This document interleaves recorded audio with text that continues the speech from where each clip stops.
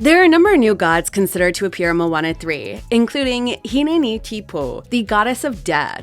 Gods and mystical beings play a big role in Moana's universe. They shape the story, and they are of a big influence on the people of the Pacific. With the sequel introducing Nalo, the storm god, and the most terrifying villain that Disney has ever created, fans can't stop theorizing about who should join the divine cast in Moana 3. So, who are the new gods that will shape Moana's next adventure? Let's explore. Hineni-Tipu, known as the goddess of death, seems like the most likely candidate for Moana 3, especially after we met Nalo in the sequel. The goddess of death is one of the most intriguing figures in Polynesian mythology. My boat! A boat! The gods have given me a boat!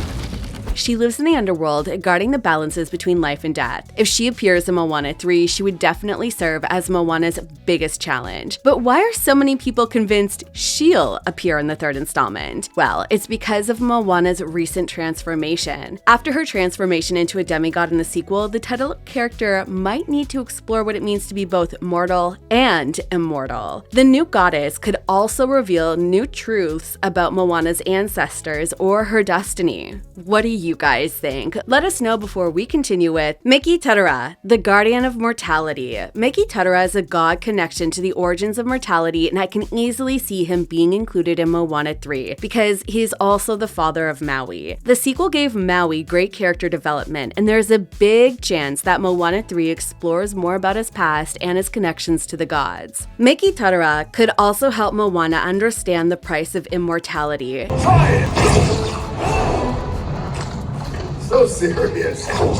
His appearance leads to some great questions. Will Maui confront his father to resolve old tensions? Could he also teach Moana about her newly acquired powers as a demigod? Next we have Wetua, the celestial chief of art. A lot of fans seem to be interested in Wetua in the third installment. Wetua's story is about teaching humans tattooing and other cultural arts. In the sequel, Moana gets tattoos that symbolize her transformation into a demigod. If Wetua appears in Moana 3, he could teach Moana everything about the new powers and how they connect to her tattoos. I mean, we still don't know what kind of secrets Moana's tattoos hold. Maybe Wetua's teachings will help her discover hidden abilities. Who knows?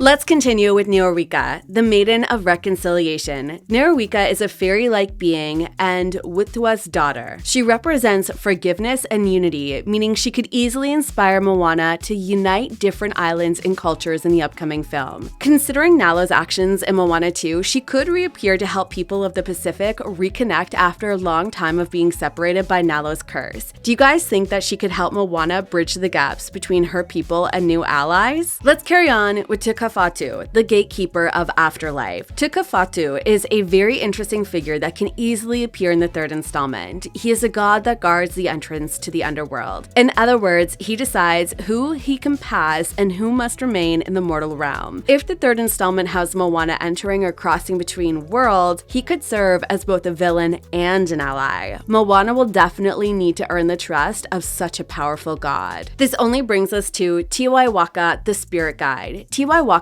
guides spirits from the underworld to the mortal world. He could appear as a guide in the third installment while helping Moana connect her people to their ancestral roots. Both Nalo and Matangi, the two characters introduced in the sequel, are confirmed to appear in the upcoming film. Nalo will likely stay an enemy, but he won't be the main antagonist. We need a new face, someone who will serve as the titular character's new challenge. I am Moana of Motunui. This is my canoe, and you will journey to different...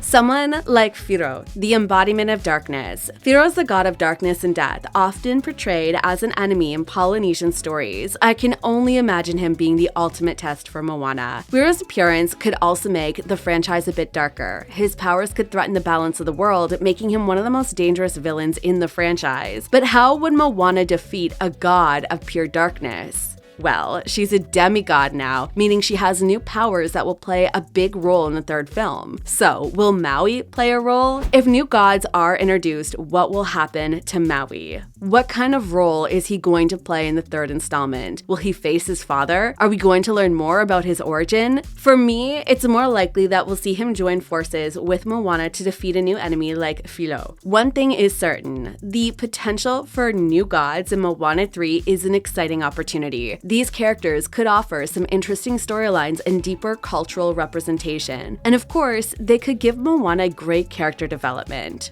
What do you think? Which gods would you like to see in Moana 3? Will they guide Moana or test her like never before? Let us know your thoughts as we wait for the next chapter of this amazing story. Thanks for watching. See ya. Oh, it's a human. What are you doing down here in the realm?